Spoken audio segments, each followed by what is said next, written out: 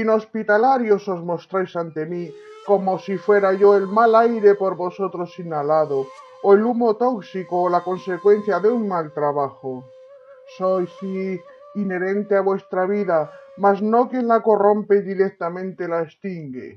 Desinhibiros ante mí, caducos, y no me envidiéis la suerte de la perenidad, pues no es mío el despropósito de ser eterna, mientras vosotros solo sois humanos sujetos a inhumación y depósito. No seáis innobles e inobedientes, no os inquietéis ante mí, pues de nada os valdrá siendo yo inquebrantable, insalvable y a toda hora inquisidora. No os mostréis inseguros, ni insolentes, ni insidiosos, pues de mí no podréis huir. No me tengáis por insignificante, ni os insinuéis ante mí, pues soy insobornable.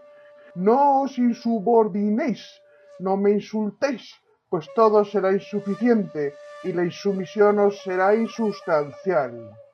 Integraros desde ya en mi intelecto, meditadme intencionadamente, pues así solo viviréis la vida que os queda intensamente. A mí llegáis a través de la enfermedad, quien facultada está para faenar entre vosotros. Ay, si esmeradamente os afecta, qué fácil le resultará arrebataros la vida.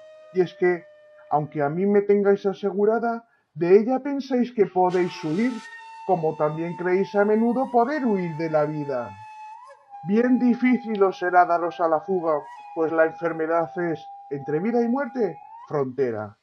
Ay, si finalmente aparece ella en vuestro horizonte, un pequeño instante, una mínima vulnerabilidad, le será suficiente, pues tiene tal poder que es por sí sola quien os fideliza en farmacias y recetarios.